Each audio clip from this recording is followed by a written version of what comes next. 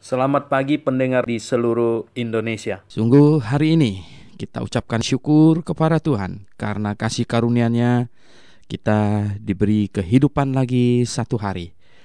Terlebih kita ucapkan syukur kepadanya karena keselamatan jiwa kita yang melebihi segala-galanya yang telah Ia berikan dan menjadi satu harta kekayaan dalam hidup ini yang melampaui segala nilai.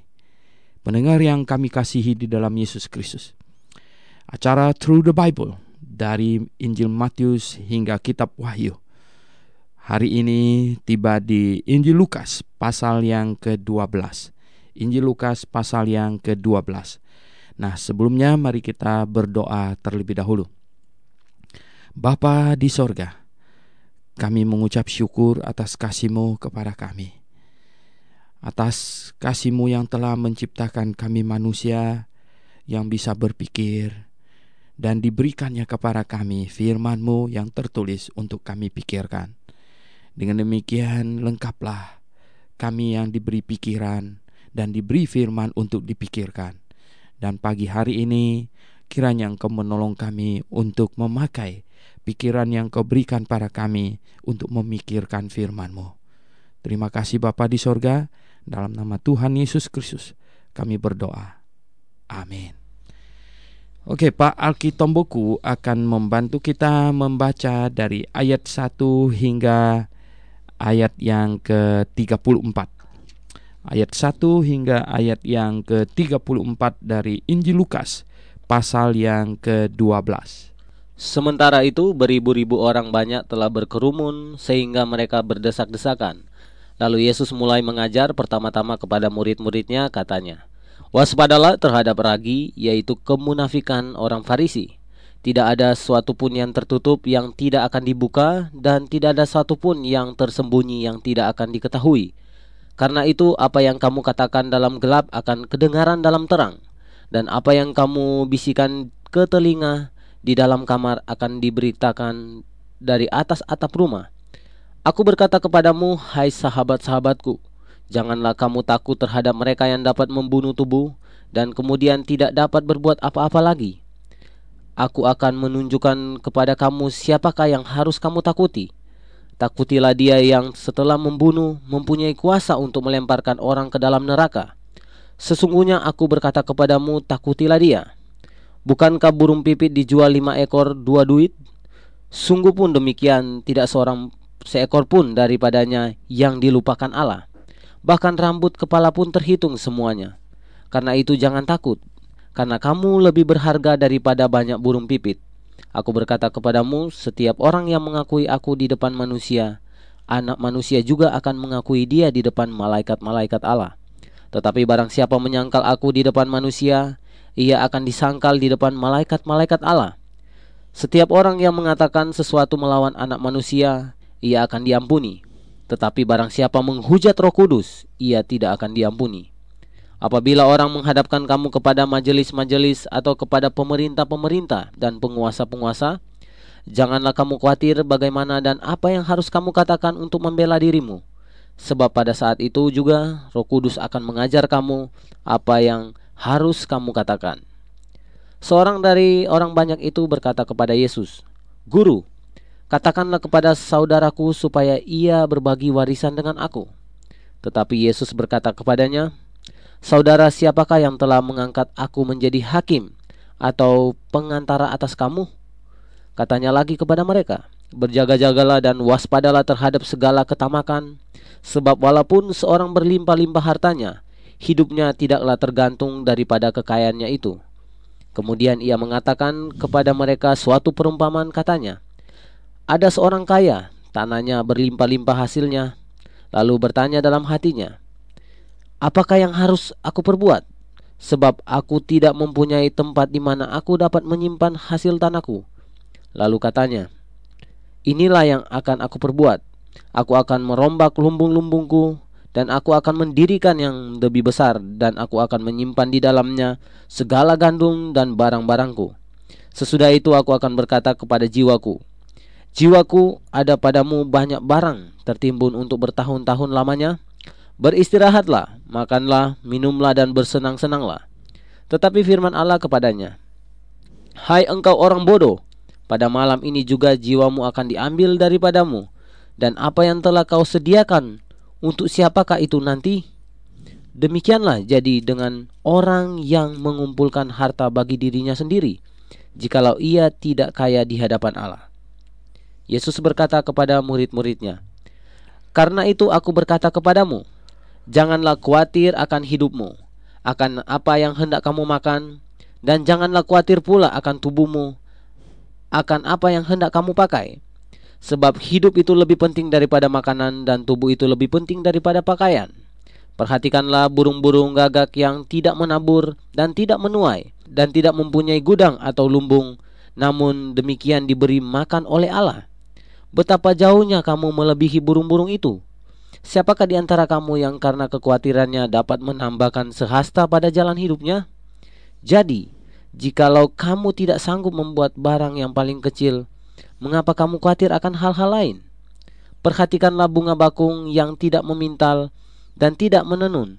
Namun aku berkata kepadamu, Salomo dalam segala kemegahannya pun tidak berpakaian seindah salah satu dari bunga itu. Jadi, jika rumput di ladang yang hari ini ada dan besok dibuang ke dalam api, demikian didandani Allah. Terlebih lagi kamu, hai orang yang kurang percaya. Jadi, janganlah kamu mempersoalkan apa yang akan kamu makan atau apa yang akan kamu minum, dan janganlah cemas hatimu. Semua itu dicari bangsa-bangsa di dunia yang tidak mengenal Allah. Akan tetapi Bapamu tahu bahwa kamu memang memerlukan semuanya itu. Tetapi carilah kerajaannya, maka semuanya itu akan ditambahkan juga kepadamu. Janganlah takut, hai kamu kawanan kecil, karena Bapamu telah berkenan memberikan kamu kerajaan itu. Jualah segala milikmu dan berikanlah sedekah. Buatlah bagimu pundi-pundi yang tidak dapat menjadi tua, suatu harta di sorga yang tidak akan habis, yang tidak dapat didekati pencuri dan yang tidak dirusakkan ngengat. Karena di mana hartamu berada, di situ juga hatimu berada. Oke, pendengar yang saya kasih dalam Yesus Kristus, apa yang barusan dibaca sesungguhnya itu adalah kalau di Injil Matius masuk dalam rangkaian khotbah di bukit.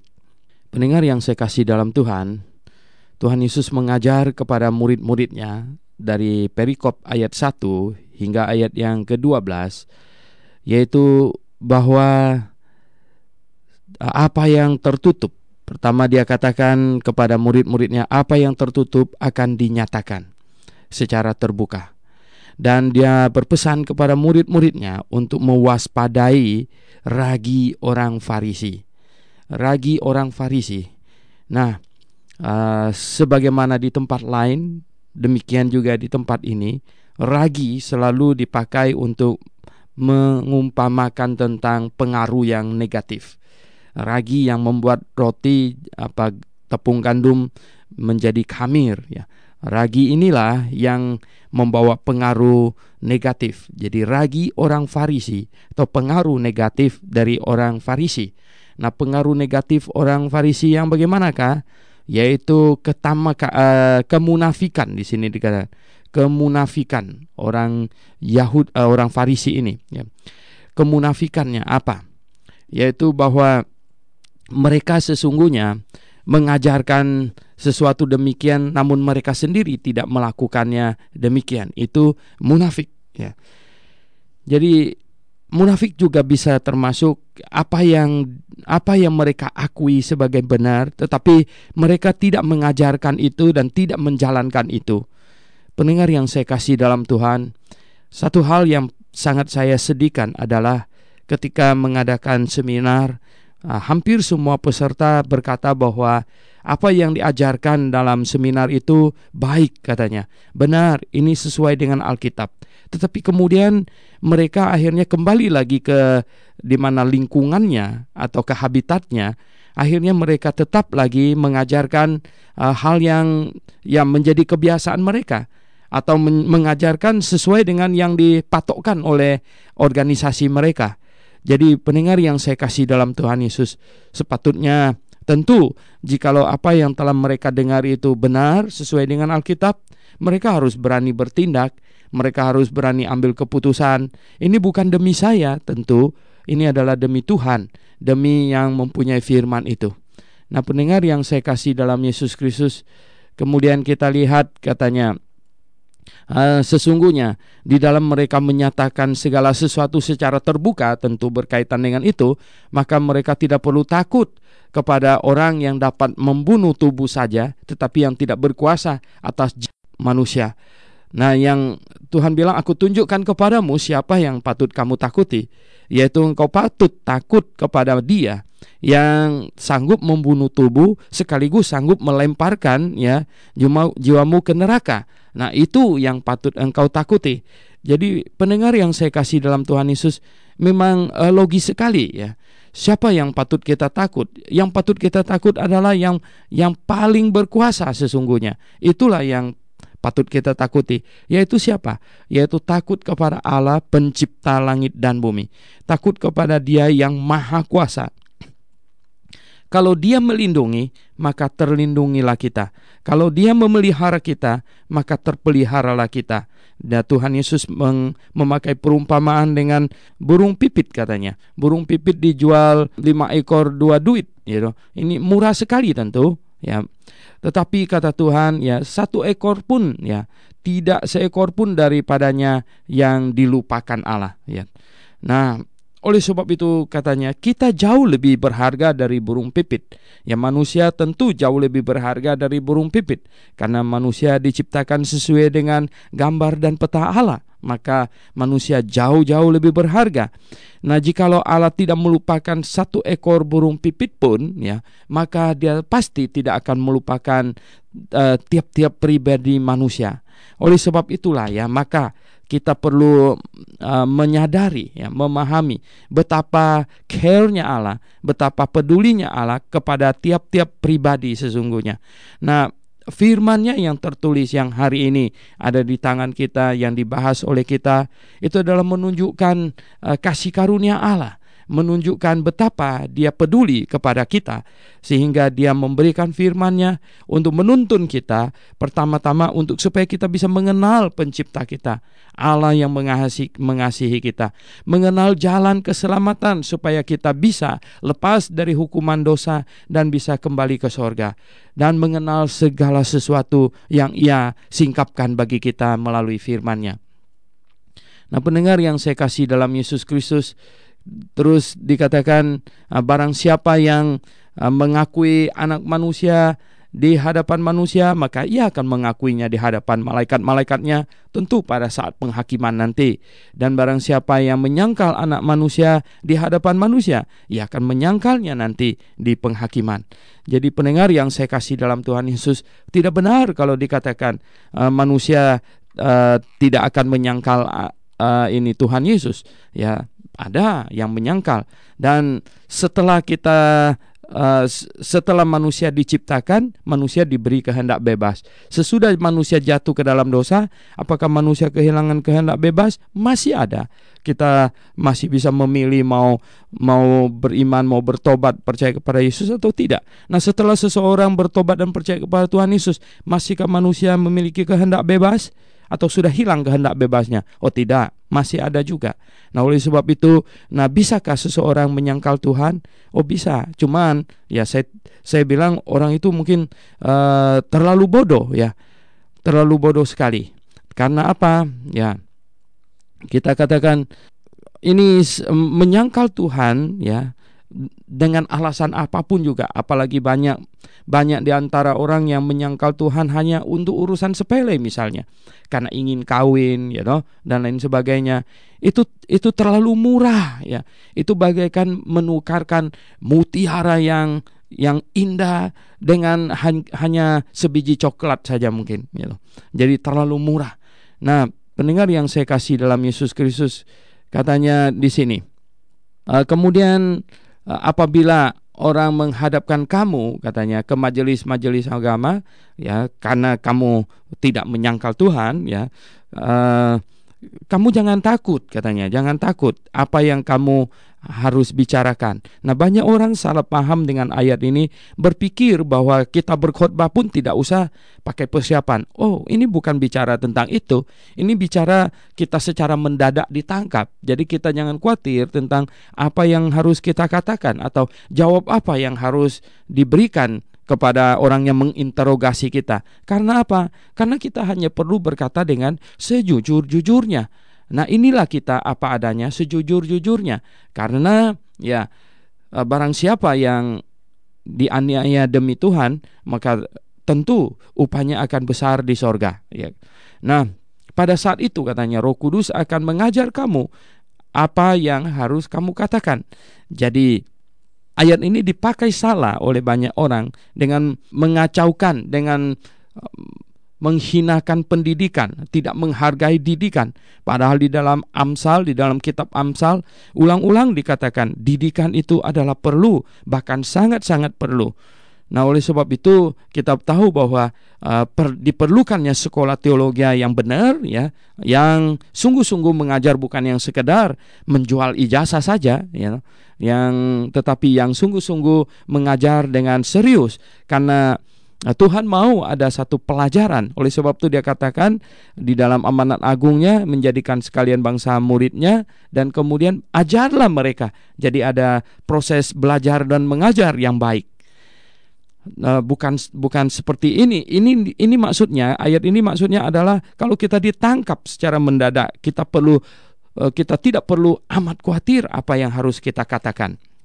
Ke-12 ini ayat 13 sampai dengan ayat yang ke-21.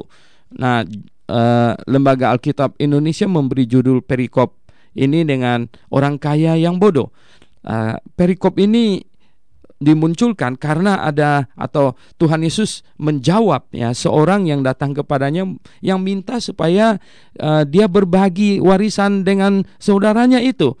Ya, Tuhan bilang, siapakah yang telah mengangkat aku menjadi hakim atau perantara atas kamu? Ya, Tuhan tidak mau urus urusan yang bersifat duniawi, bersifat materi. Ya, Tuhan datang bukan untuk itu.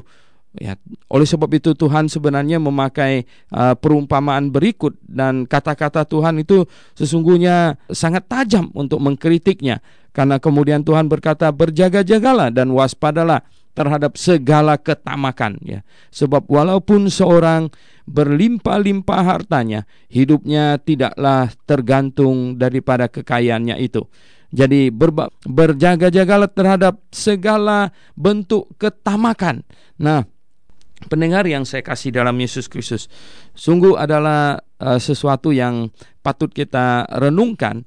Apakah itu mungkin bisa dari Tuhan, atau apakah gereja itu sudah mengajar dengan benar? Jikalau gereja mendesak atau menuntun orang untuk memperhatikan perkara yang bersifat materi, jasmani, dan duniawi. Pendengar yang saya kasih dalam Yesus Kristus, ada banyak orang ditarik ke gereja hari ini dengan janji-janji palsu, janji-janji akan berkat materi, jasmani, dan duniawi. Sedangkan Tuhan Yesus sendiri berkata di sini, berjaga-jagalah dan waspadalah terhadap segala ketamakan, ya, segala ketamakan. Ya, bahkan di sini dikatakan bahwa dia mengumpamakan seorang yang ini kaya namun bodoh. Dia mempunyai banyak lumbung, ya, banyak barang sudah di dalam lumbungnya, dan masih tidak muat, sehingga dia berpikir, ini mesti diapakan ini. Sebenarnya kalau ditinjau dari sudut kemanusiaan, orang ini jelas tidak bodoh. Lihat aja, dia penuh perhitungan. Ya, dia berpikir, oh ya, oke, lumbungnya dirombak saja menjadi yang lebih besar. Oh, ini orang sangat perhitungan ini. Ini orang pasti sangat pintar sekali di pemandangan mata manusia.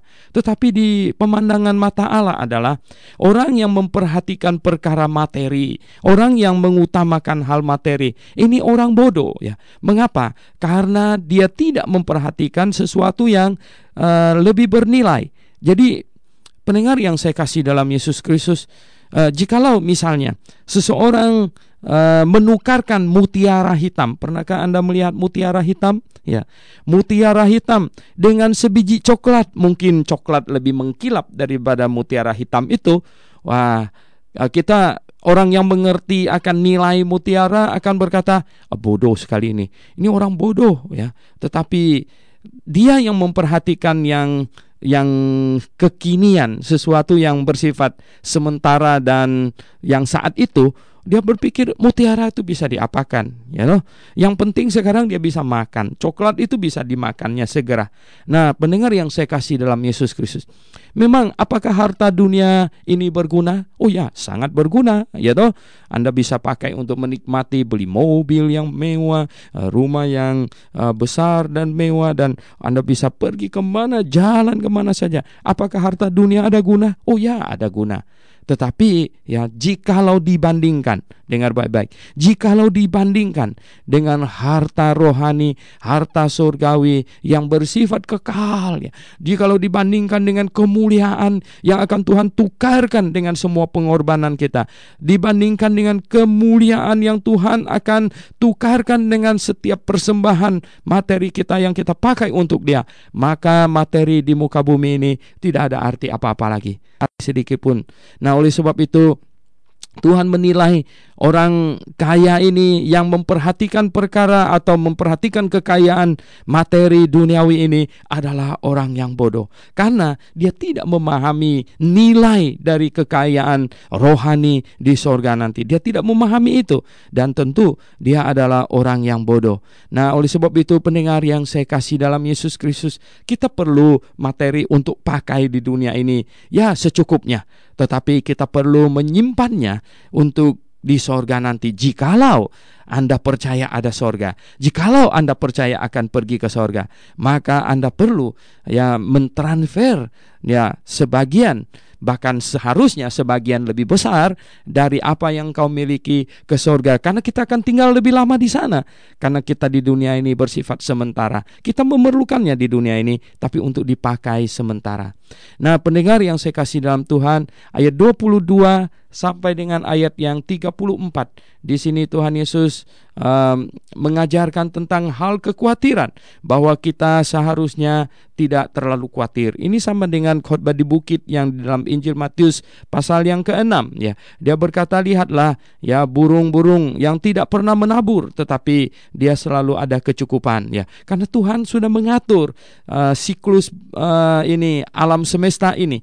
Burung-burung bisa makan dari bijian apa saja yang tumbuh dengan sendirinya ya. Burung gagak tidak menabur ya, katanya. Semuanya itu semuanya dicukupi oleh Tuhan. Lihatlah bunga, katanya, bunga bakung yang tidak memintal dan menenun, tetapi dia indah, bahkan jubah Salomo pun tidak seindah bunga bakung. Oleh sebab itu ya, pendengar yang saya kasih dalam Yesus Kristus, katanya, jikalau Allah mendandani bunga itu, jikalau Allah memelihara burung-burung itu, betapa lebih bernilai lagi kita ini sesungguhnya. Dan Allah tahu bahwa kita memerlukan ya sesuatu untuk hidup. Dan oleh sebab itu pendengar yang saya kasih dalam Tuhan Yesus, yang Tuhan nasihatkan kepada setiap manusia di muka bumi ini adalah, carilah dahulu akan kerajaannya dan kebenarannya. Nah, bangsa-bangsa yang tidak mengenal Allah, mereka mencari materi, menumpuk materi. Apakah yang telah disediakan oleh Kubilai Khan untuk anak cucunya? Bangsa Mongolia pernah kelaparan dan terpaksa harus dikirim gandum oleh Amerika. Apakah yang disediakan oleh ini ya, nenek moyang orang yang kaya raya, apa yang disediakan? Oh, pendengar yang saya kasih dalam Yesus Kristus, kadang-kadang harta yang ditinggalkan justru menyebabkan malapetaka kepada anak-anak. Mereka saling iri setelah orang tuanya meninggal. Yang satu merasa bahwa saudaranya yang satu mendapat lebih banyak daripada yang dia dapatkan, sehingga malah bukan sayang kepada ayahnya yang meninggalkan harta itu, malah menjadi benci, malah menuduh ayahnya beda kasih dan lain sebagainya. Jadi pendengar yang saya kasih dalam Tuhan Yesus, banyak orang meninggalkan harta kepada anak cucunya, malah menjadi malapetaka, malah dia tidak dikenang, malah dia dikenang negatifnya, malah dia dibenci dan lain sebagainya. Itu tidak sedikit. Nah, tetapi di sini katanya, jangan khawatir, kita mencari kerajaan Allah dan kebenarannya terlebih dahulu. Katanya ini ya, Hai kawanan kecil ya, karena Bapamu telah berkenan memberikan kamu kerajaan itu yang terlebih indah. Oleh sebab itu kita harus lebih memperhatikan ya kekayaan rohani, kekayaan surgawi untuk ya kita simpan di sorga nanti. Itu jauh lebih indah, di mana di tempat itu di dalam kerajaan sorga ya tidak ada pencuri, tidak ada ngengat yang merusakkan semuanya itu katanya. Oke pendengar yang saya kasih dalam Yesus Kristus, kita kembali akan membahas Injil Lukas pasal yang ke-12. Dan berikut ini kita akan membaca dari ayat yang ke-35 sampai dengan ayat terakhir dari Injil Lukas pasal 12, yaitu ayat 59. Silakan Pak Alkitab buku membacanya untuk kita. Hendaklah pingganmu tetap berikat dan pelitamu tetap menyala. Dan hendaklah kamu sama seperti orang-orang yang menanti-nantikan tuannya yang pulang dari perkawinan, supaya jika ia datang dan mengetok pintu, segera dibuka pintu baginya. Berbahagialah hamba-hamba yang didapati tuannya berjaga-jaga ketika ia datang. Aku berkata kepadamu, sesungguhnya ia akan mengikat pinggangnya dan mempersilakan mereka duduk makan, dan ia akan datang melayani mereka. Dan apabila ia datang pada tengah malam atau pada dini hari dan mendapati mereka berlaku demikian, maka berbahagialah mereka.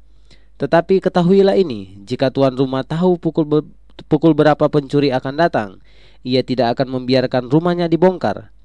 Hendaklah kamu juga siap sedia, karena Anak Manusia datang pada saat yang tidak kamu sangkakan.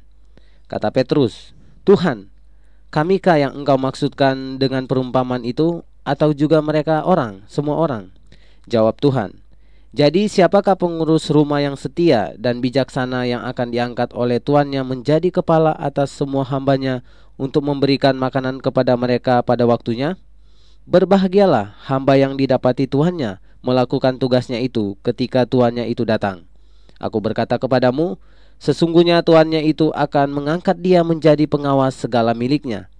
Akan tetapi jikalau hamba itu jahat dan berkata di dalam hatinya, Tuanku tidak datang-datang, lalu ia mulai memukul hamba-hamba laki-laki dan hamba-hamba perempuan, dan makan minum dan mabuk, maka tuan hamba itu akan datang pada hari yang tidak disangkanya, dan pada saat yang tidak diketahuinya, dan akan membunuh dia dan membuat dia senasib dengan orang-orang yang tidak setia. Adapun hamba yang tahu akan kehendak tuannya, tetapi yang tidak mengadakan persiapan atau tidak melakukan apa yang dikehendaki tuannya, ia akan menerima banyak pukulan. Tetapi barang siapa tidak tahu akan kehendak tuannya dan melakukan apa yang harus mendatangkan pukulan, ia akan menerima sedikit pukulan. Tetapi orang yang kepadanya banyak diberi daripadanya akan banyak dituntut. Dan kepada siapa yang banyak dipercayakan, daripadanya akan lebih banyak lagi dituntut. Aku datang untuk melemparkan api ke bumi, dan betapakah aku mengharapkan api itu telah menyala?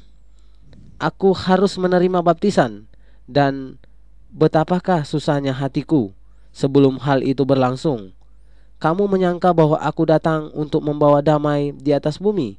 Bukan, kataku kepadamu, bukan damai, melainkan pertentangan. Karena mulai dari sekarang akan ada pertentangan antara 5 orang di dalam suatu rumah, 3 melawan 2 dan 2 melawan 3. Mereka akan saling bertentangan, ayah melawan anaknya laki-laki, dan anak laki-laki melawan ayahnya. Ibu melawan anaknya perempuan, dan anak perempuan melawan ibunya. Ibu mertua melawan menantunya perempuan, dan menantu perempuan melawan ibu mertuanya. Yesus berkata pula kepada orang banyak, apabila kamu melihat awan naik ke sebelah barat, segera kamu berkata, akan datang hujan, dan hal itu memang terjadi. Dan apabila kamu melihat angin selatan bertiup, kamu berkata, hari akan panas terik, dan hal itu memang terjadi. Hai orang-orang munafik, rupa bumi dan langit kamu tahu menilainya. Mengapakah kamu tidak dapat menilai zaman ini?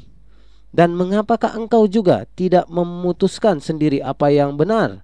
Sebab jikalau engkau dengan lawanmu pergi menghadap pemerintah, berusahalah berdamai dengan dia selama di tengah jalan, supaya jangan engkau diseretnya kepada hakim, dan hakim menyerahkan engkau kepada pembantunya, dan pembantu itu melemparkan engkau ke dalam penjara. Aku berkata kepadamu, engkau tidak akan keluar dari sana sebelum engkau membayar hutangmu sampai lunas. Oke, pendengar yang kami kasihi di dalam Yesus Kristus, perikop-perikop yang telah dibaca itu adalah mengenai akhir zaman. Nah, di dalam Injil Lukas ini pun ya, sesungguhnya sebagaimana khotbah di bukit itu mengantisipasi tentang kedatangan masa penganiayaan yang 7 tahun ya, tribulation ya, di mana Tuhan Yesus mau mereka supaya jikalau ya masa kesusahan tiba, mereka sungguh-sungguh siap menghadapi semua itu. Di sini di perikop ayat 35 sampai 48 mengenai kewaspadaan di sini. Katanya, hendaklah pinggangmu tetap berikat dan pelitamu tetap menyala. Ini adalah satu sikap berhati-hati atau sikap waspada, sikap yang sungguh-sungguh patut dari setiap orang yang percaya kepada Tuhan sebenarnya sepanjang masa. Dan katanya, hendaklah kamu sama seperti orang yang menanti-nantikan tuannya pulang dari perkawinan, supaya jika ia datang dan mengetuk pintu, segera dibukakan baginya. Nah, pulang dari perkawinan, kalau Tuhan datang digambarkan dengan pulang dari perkawinan, ini bukan rapture, tetapi ini adalah revelation. Ini adalah artinya rapture itu 7 tahun sebelum ini penampakan di atas Bukit Zaitun. Jadi ini bukan rapture karena ini pulang dari perkawinan katanya. Nah, rapture itulah sebenarnya perkawinan atau pesta anak domba dan pulang dari itu. Nah, ini mengenai orang Yahudi yang menantikan kedatangan Mesias ya. Kedatangan Mesias mereka. Nah, di dalam kitab Perjanjian Lama memang dituliskan Mesias akan datang atau Juru Selamat akan datang. Nah, sebenarnya waktu itu Tuhan Yesus sudah datang, tetapi mereka menolaknya sehingga sekarang masa untuk bangsa non-Yahudi masuk. Dan kemudian akan terjadi rapture terhadap semua orang yang percaya kepadanya sampai hari pengangkatan. Dan kemudian keadaan di dunia ini akan kembali seperti di mana yang dinubuatkan dalam kitab Daniel, akan terjadi satu sikap penganiayaan terhadap bangsa Yahudi 7 tahun lamanya. Dan di akhir masa 7 tahun itu, yaitu setelah pesta anak domba dengan orang percaya di angkasa selesai, kemudian Tuhan Yesus bersama dengan orang-orang yang sudah naik dulu dan malaikat-malaikatnya akan turun. Nah, saat inilah yang diumpamakan di sini, yaitu dia berkata kepada mereka bahwa kalau tuannya datang, kemudian harus mendapatkan bahwa mereka itu baik, mereka itu telah melaksanakan tugas dengan baik, harus mendapatkan bahwa mereka itu setia. Dan ya, dia akan datang dalam waktu yang tidak mereka sangka. Tetapi sesungguhnya jikalau mereka perhatikan Alkitab, mereka akan dapat mereka-reka. Ya, kapan sebenarnya itu? Oleh sebab itu yang berikutnya Tuhan Yesus bilang, orang pintar itu dapat menilai zaman. Hanya orang bodoh yang tidak mengetahuinya itu. Karena apa? Karena dibilang kamu tahu dapat menilai hari, bahkan angin selatan bertiup, ya toh, kamu tahu ini bakalan panas karena bagian selatan dari Palestina itu adalah padang gurun, ya toh. Jadi angin dari padang gurun datang ya panas, ya toh. Di selatan kan lebih dekat khatulistiwa akan panas. Jadi tahu begitu. Nah, pendengar yang saya kasih dalam Tuhan Yesus, intinya semua orang yang percaya kepada Tuhan haruslah menjadi orang yang berhikmat, yang dapat menilai zaman dan dapat menyocokkannya dengan firman Tuhan yang ada di tangan kita. Terlebih lagi hari ini firman Tuhan sedemikian praktis, tercetak dan kita bisa genggam di tangan kita. Seluruh firman Tuhan yang Tuhan turunkan dapat kita genggam di tangan kita. Orang-orang yang hidup di zaman Petrus, zaman Abraham apalagi, tidak seberuntung kita hari ini. Nah, pendengar yang saya kasih dalam Tuhan Yesus, menyinggung masalah setia melayani Tuhan dan lain sebagainya, Petrus bertanya, Tuhan, kamikah yang engkau maksudkan dengan perumpamaan itu, atau juga semua orang? Petrus merasa begitu bahwa dia adalah pelayan. Ini menyinggung soal pelayan, apakah dia yang dimaksudkan? Nah, Tuhan Yesus tidak menjawab dia langsung, betul kamu, enggak begitu ya. Malah Tuhan Yesus bilang, ya, siapakah pengurus rumah yang setia dan bijaksana yang akan diangkat oleh tuannya untuk menjadi kepala atas semua hambanya untuk memberikan makanan kepada mereka pada waktunya. Jadi siapakah yang akan dipuji oleh Tuhan? Siapakah yang akan diberi kepercayaan kepada Tuhan? Nah, Tuhan ingin supaya kita melihat masalah kesetiaan seorang pelayan Tuhan. Itu tidak kita kecualikan bahwa kitalah juga termasuk di dalamnya. Jikalau kita ada pelayan Tuhan, di mana periode waktu kita diberi tanggung jawab, kita harus bertanggung jawab pada periode waktu itu. Saya selalu berkata demikian, bahwa kita tidak bertanggung jawab atas jiwa orang-orang yang 2-3 generasi yang lalu lebih duluan dari kita. Kita juga tidak bisa bertanggung jawab atas keselamatan jiwa dari orang-orang yang mungkin 2-3 generasi di depan kita. Kita bertanggung jawab atas periode waktu di mana kita hidup. Kita menjadi hamba yang setia di mana masa tanggung jawab kita ini, atau masa dispensasi di mana kita ada di dalamnya ini, kita bertanggung jawab. Dan kita bertanggung jawab atas urusan keselamatan jiwa orang-orang di sekeliling kita. Kita tidak bertanggung jawab atas keselamatan jiwa orang di kutub utara di mana kita tidak ada di situ, tapi kita bertanggung jawab atas keselamatan jiwa orang-orang di Jakarta di mana kita ada dan di sekeliling kita terutama. Jadi pendengar yang saya kasih di dalam Yesus Kristus. Nah, pada saat itulah kita akan mendapatkan pujian dari Tuhan jikalau kita sudah bertanggung jawab sedemikian rupa. Nah, jikalau seorang hamba tahu kapan tuannya akan datang, dia akan bersiap-siap katanya. Dia akan melakukan hal dengan baik. Tetapi jikalau hamba menyangka tuannya akan datang masih lama lagi, ya, masih lama dan masih lama lagi, kemudian dia akan mulai melakukan hal-hal yang brengsek, ya, hal-hal yang buruk, yaitu memukul yang lain-lain itu, hambanya yang lain. Di dalam ini perjalanan sejarah kekristenan sudah sangat banyak, ya, pelayan-pelayan yang memukul pelayan yang lain. Tercatat dalam sejarah di mana sudah banyak Anabaptis yang dibunuh oleh gereja Katolik, ya. Hanya mereka merasa hanya mereka lah yang boleh menafsirkan Alkitab, orang lain tidak boleh. Jadi sehingga kelompok Anabaptis dibasmi, ya, dibunuh.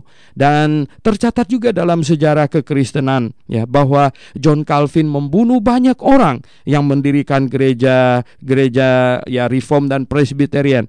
Dia membunuh banyak orang, dan yang paling tragis dia membunuh Servetus, ya. Servetus seorang yang mengkritiknya, yang berkata bahwa penafsirannya tidak benar. Orang itu kebetulan berjalan ke kota Geneva, ditangkap dan kemudian dihukum mati. Jadi pendengar yang saya kasih dalam Tuhan Yesus, orang-orang macam apakah yang diumpamakan oleh Tuhan Yesus sebagai hamba yang memukul hamba yang lain? Oh ya, mereka demikian inilah. Oh pendengar yang saya kasih dalam Yesus Kristus, mari kita melayani Tuhan dengan penuh tanggung jawab kepada Tuhan, dan jangan pukul orang lain, ya.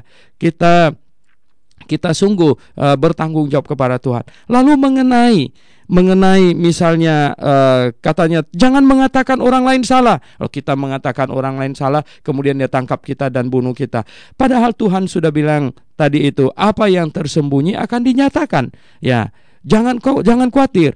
Kebebasan untuk berbicara, kebebasan untuk menyatakan pendapat itu dijamin oleh Tuhan, ya. Bukan hanya dijamin oleh negara, dijamin oleh Tuhan yang menciptakan manusia dengan akal budi dan yang memberi mulut kepada manusia untuk menyatakan. Dan Tuhan suruh malah apa yang salah nyatakan salah, apa yang benar nyatakan benar. Ini kebebasan berbicara. Nah, kalau apa yang dinyatakan itu ternyata tidak benar, silakan klarifikasi. Setiap orang berhak untuk berbicara, tapi tidak berhak untuk pukul orang lain. Nah, Pendengar yang saya kasih dalam Yesus Kristus, di sini dikatakan nah akan terjadi hal-hal yang demikian ini, yaitu hamba yang satu ada pukul yang lain dan lain sebagainya. Memang terjadi di dalam perjalanan sejarah, ada usaha untuk memukul yang lain gitu. Biasanya hamba yang demikian itu hamba yang tidak bertanggung jawab, hamba yang sebenarnya menyadari bahwa dia salah. Nah, kemudian dia mengandalkan kekuatan fisiknya. Pendengar yang saya kasih dalam Yesus Kristus, ketahuilah, kebenaran tidak pernah mengandalkan kekerasan. Kebenaran mengandalkan argumentasi. Kebenaran tidak pernah mengandalkan senjata. Kebenaran mengandalkan argumentasi, mengandalkan firman Tuhan. Itu kebenaran. Jadi pendengar yang saya kasih dalam Yesus Kristus, Anda bisa jadikan ini sebagai patokan. Pihak mana yang memakai kekerasan, maka itu pihak yang sesungguhnya salah. Karena dia tidak memiliki kebenaran yang dapat dipertahankan melalui argumentasi, maka dia memakai kekerasan. Dan yang lebih buruk lagi adalah, ini juga tolong Anda pegang ini sebagai suatu cara untuk menilai. Pihak manapun yang ingin mengargumentasikan kebenaran rohani dan memakai tangan pemerintah untuk membela dirinya, itu pihak yang salah. Itu pihak yang salah. Nah, Tuhan tidak senang orang-orang yang percaya kepadanya memakai kekuasaan pemerintahan duniawi untuk membela perkara rohani. Itu tidak benar Oleh sebab itu, pendengar yang saya kasih dalam Tuhan Yesus, waspadalah. Jangan engkau sebagai orang yang melakukan itu. Jangan sampai Anda sebagai orang yang menista nama Tuhan, yaitu memakai kekuasaan pemerintahan duniawi untuk menganiaya saudara yang lain. Pendengar yang saya kasih dalam Yesus Kristus, beberapa hari yang lalu saya absen dan Through the Bible disiarkan secara rekaman karena saya pergi ke Kalimantan Barat kemudian saya pergi ke kota Singkawang. Saya terheran-heran karena saya mendapat laporan dari seorang hamba Tuhan di sana, penginjil di sana, bahwa ada penginjil lain yang tidak senang dia melayani di penjara karena mereka ternyata ada jadwal pelayanan di penjara. Tapi ada penginjil yang lain yang tidak senang dia melayani di sana, sengaja melaporkan ke polisi dan lain sebagainya, bilang dia tidak ada surat ini itu segala macam. Pendengar yang saya kasih dalam Tuhan Yesus, saya pikir pendengar juga pasti bisa menjumpai hal-hal yang demikian. Nah, macam demikian inilah yang dikatakan oleh Tuhan Yesus. Yang saya heran itu adalah mereka baca Alkitab dan mereka tidak merasa bahwa mereka tidak boleh berbuat demikian. Nah, biarkanlah kita masing-masing sama-sama melayani. Kemudian saya berkata kepada hamba Tuhan yang memberitahukan kepada saya bilang, itu sudah jelas-jelas orang tersebut itu tidak melayani Tuhan. Mereka melayani perutnya. Mereka melayani perut mereka. Mereka tidak mengenal firman Tuhan. Mereka tidak tahu bahwa mereka tidak boleh berbuat demikian. Itu tidak pantas Karena tidak pantas kita memakai kekuasaan duniawi untuk menindas pelayan-pelayan Tuhan. Sekalipun kita tahu dia salah, sekalipun kita tahu dia sesat, kita tidak boleh memakai kekuasaan pemerintahan untuk menindasnya. Kita mengalahkan kesesatan dengan penjelasan kebenaran. Ini yang harus kita lakukan Kita pakai argumentasi, kita pakai firman Tuhan, pakai ayat Alkitab. Kita melawan kesesatan dengan kebenaran yang diargumentasikan, bukan kebenaran yang disampaikan dengan pedang. Itu tidak benar. Oleh sebab itu, pendengar yang saya kasih dalam Yesus Kristus, coba kita lihat di sini. Akhirnya Tuhan Yesus menyadari juga, dia tahu karena dia Tuhan yang Maha Tahu, tidak ada suatu pun yang tersembunyi baginya dari kekekalan hingga kekekalan. Sehingga di perikop 49 sampai dengan 53, Tuhan Yesus berkata, Aku datang untuk melemparkan api ke bumi, dan betapakah aku harapkan api itu telah menyala. Aku harus menerima baptisan. Di bagian di Injil Sinoptik yang lain, Tuhan berkata, kamu kira aku datang membawa damai? Oh bukan, aku datang membawa pertentangan. sebagian orang tidak memahami apa yang Tuhan Yesus maksudkan ini, langsung berkata, lihat tuh kan, dia bukan bawa damai, dia bawa pertentangan. Tetapi sesungguhnya yang Tuhan ingin katakan itu begini, bahwa dia datang membawa kebenaran, tetapi tidak semua orang bisa terima kebenaran. Dan ketika sebagian orang menerima kebenaran dan sebagian orang lagi tidak mau terima kebenaran, maka terjadilah pertentangan. Dan terjadi pertentangan, selalu yang tidak mau terima kebenaran itu memakai kekerasan. Selalu yang tidak mau terima kebenaran itu melaksanakan hal-hal yang tidak terpuji. Mereka bukan memakai argumentasi untuk menolak kebenaran itu, mereka memakai kekerasan untuk menolak kebenaran itu. Jadi pendengar yang saya kasih dalam Yesus Kristus, oleh sebab itu Tuhan tahu bahwa kebenaran yang dia sampaikan, yang diajarkan, itu akan menimbulkan pertentangan, bagaikan dia melemparkan api dan kemudian api itu menyala. Oh pendengar yang saya kasih dalam Yesus Kristus, oleh karena kebenaran rohani yang disampaikan oleh Tuhan Yesus, betapa banyak keluarga yang terpecah-pecah. Betul ya, betapa banyaknya ayah yang membentak anaknya yang berkata, jikalau engkau percaya Yesus, mulai hari ini engkau bukan anakku lagi, katanya. Betapa banyaknya. Dan betapa banyaknya juga anak yang durhaka yang berkata kepada orang tuanya. Saya bertemu, pendengar sekalian, ada seorang bapak yang berkata kepada saya, anaknya berkata kepadanya, jikalau dia percaya Yesus, mereka tidak mau mengakuinya sebagai ayah lagi. Saya bilang, durhaka, itu durhaka, saya berkata. Dia tidak tahu bahwa dia sudah dibesarkan. Dia boleh mengancam orang tuanya, bayangkan. Jikalau ayahnya percaya Tuhan Yesus, maka mereka semua tidak akan mengakuinya lagi.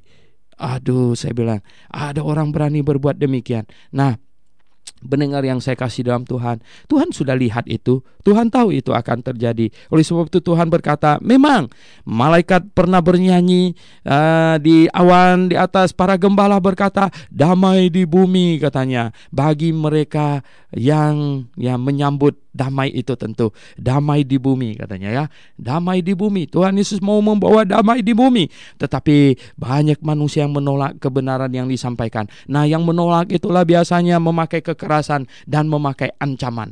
Ya, mereka bahkan bukan hanya ayah berani ngancam anaknya, bahkan anak berani ngancam ayahnya. Waduh, saya bilang ini hebat sekali. Nah, pendengar yang saya kasih dalam Yesus Kristus, oleh sebab itu katanya, ya, Tuhan Yesus bilang mulai sekarang akan terjadi pertentangan di dalam sebuah rumah. 3 orang melawan 2, 2 melawan 3, dan seterusnya. Ya, begitulah ya, akan pertentangan katanya ya. Anak laki-laki melawan ayahnya, ayahnya melawan anaknya. Anak perempuan melawan ibunya, ibunya melawan anaknya. Karena apa? Karena kebenaran yang disampaikan tidak disambut ya. Ketika kebenaran disampaikan tidak disambut, maka dunia semakin berputar ke arah bawah ya, spiral down ya, berputar ke bawah. Tetapi jikalau kebenaran semakin disambut, maka kita akan berputar ke atas ya, spiral up. Jadi pendengar yang saya kasih dalam Tuhan Yesus Kristus, mari kita lihat ya. Kemudian perikop dari ayat 54 sampai 59. Tuhan Yesus bilang, apabila kamu melihat awan naik, kamu tahu ini ya, naik ke sebelah barat, maka kamu berkata ini akan datang hujan, katanya ya. Dan jikalau kamu melihat angin bertiup dari arah selatan, ini akan panas, katanya. Dan rupa bumi dan langit kamu tahu, katanya. Mengapakah kamu tidak dapat menilai zaman ini? Oh, kita makin hari makin masuk ke zaman yang mengerikan.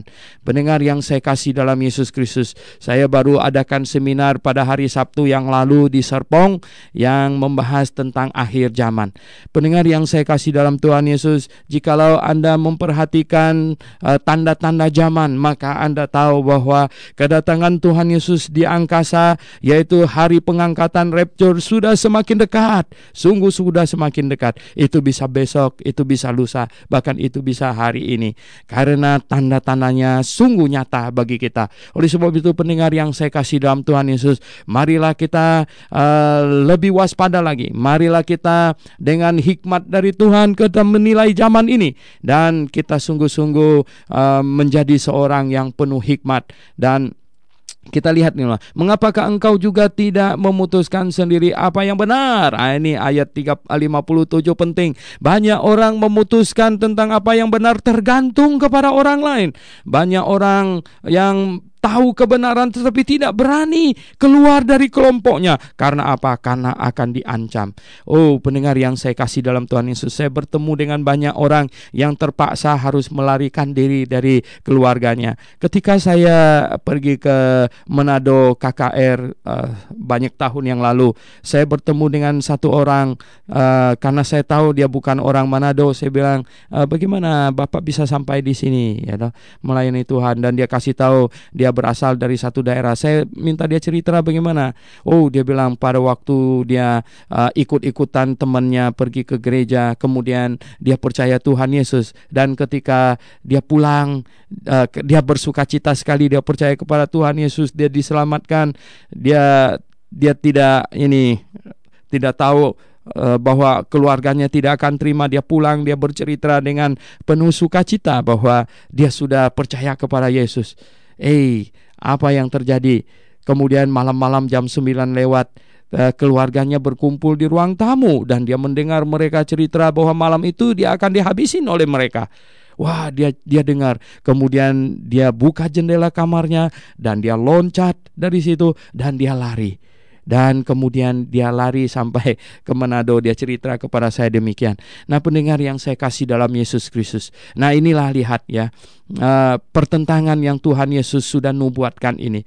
Dan di sini ayat 57 Tuhan mau supaya tiap-tiap orang memutuskan sendiri ya. Dan mengapakah engkau juga tidak memutuskan sendiri apa yang benar? Nah, tiap-tiap kita harus mengambil keputusan untuk diri kita sendiri. Karena masuk surga, masuk neraka tidak bisa bawa orang, tidak juga perlu dipengaruhi oleh orang lain.